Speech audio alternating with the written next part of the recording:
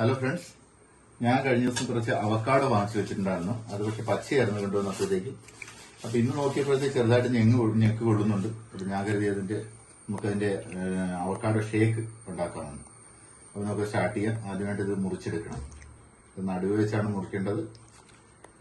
ഇത് ശരിയെ നന്നായിട്ട് പഴുത്തിട്ടില്ല എന്നാണ് തോന്നുന്നത്, കാരണം ചെറുതായിട്ടൊരു ടൈറ്റ് കാണുന്നുണ്ട്. ഇത് ഇങ്ങനെ എടുത്താൽ മതി. നോക്കിയാൽ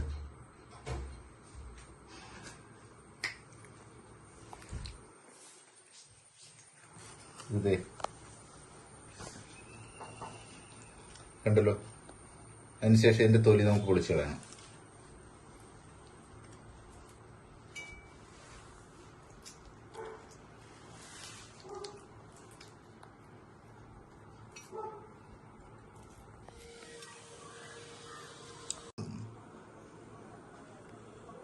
ഇത് വളരെ സോഫ്റ്റ് ആയ ഒരു ഫ്രൂട്ടാണ്, വളരെ ഔഷധ ഗുണമുള്ള ഫ്രൂട്ടാണ്. അതുകൊണ്ട് തന്നെ നമ്മുടെ ഭക്ഷണത്തിൽ ഉൾപ്പെടുത്തേണ്ടതാണ്.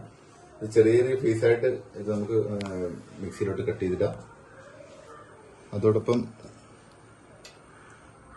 ഇതിന് പ്രത്യേകമായ ഒരു രുചി എന്ന് പറയാൻ നമുക്ക് എടുത്തു പറയാത്ത രുചിയൊന്നും പറയാൻ പറ്റത്തില്ല. ഒരു ഫ്ലേവർ എന്ന് മാത്രമേ ഉള്ളൂ ഇത്. നെക്സ്റ്റ് ഇതിലേക്ക് കുറച്ച് ഐസ് ഇടുക.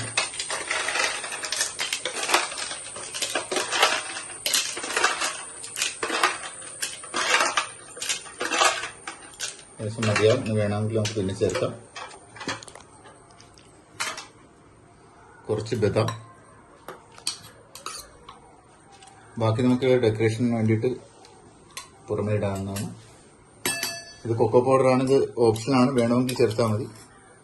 ഒരു ടേസ്റ്റിന് വേണ്ടിയിട്ട് ഞാൻ കുറച്ച് ചേർക്കുന്നതേ ഉള്ളൂ. കുറച്ച് പഞ്ചസാര, അതവരുടെ മധുരത്തിനനുസരിച്ച് പഞ്ചസാര ചേർക്കുക.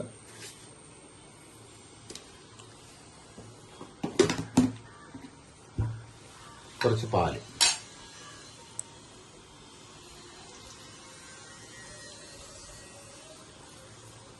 അരക്കപ്പ് പാലാണ് ഞാൻ എടുത്തിരിക്കുന്നത്.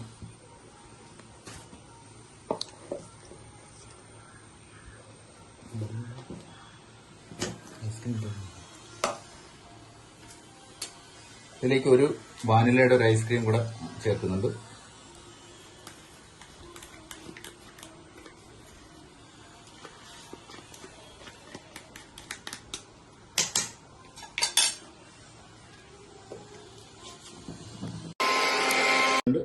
നമുക്കിതും തുടർന്ന് നോക്കാം.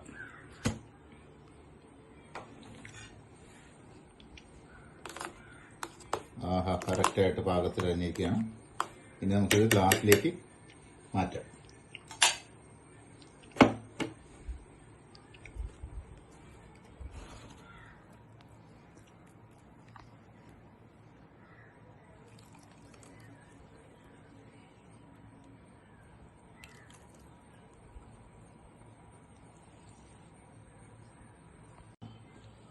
ബാക്കിയിരിക്കുന്ന ഐസ്ക്രീം കൂടി ചേർക്കുകയാണ്.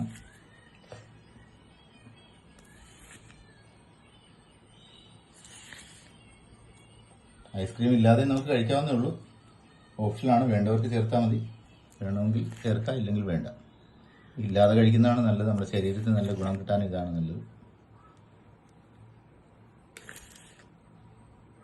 ഇതിലേക്ക് കുറച്ച് ബദാം,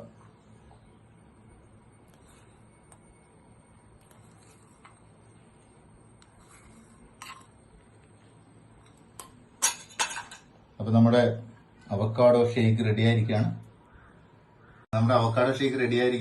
നമുക്കിത് ടേസ്റ്റ് ചെയ്ത് നോക്കാം.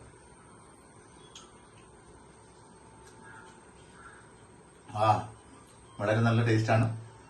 നിങ്ങളും ഉണ്ടാക്കി പരീക്ഷിച്ച് നോക്കുക.